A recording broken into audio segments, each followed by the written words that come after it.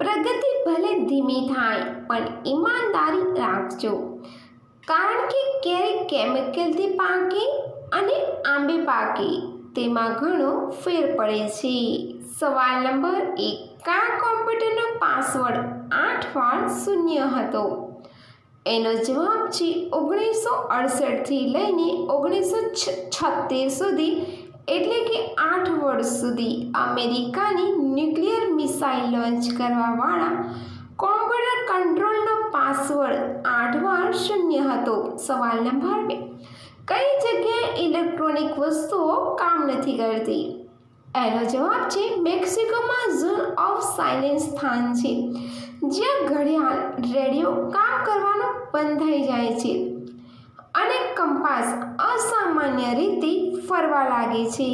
સવાલ નંબર 3. જાપાનની ટ્રેન કેટલી સ્પીડમાં ચાલે છે? એનો જવાબ છે જાપાનમાં ટ્રેન 350 કિલોમીટર પર અવર્સની સ્પીડે ચાલે છે.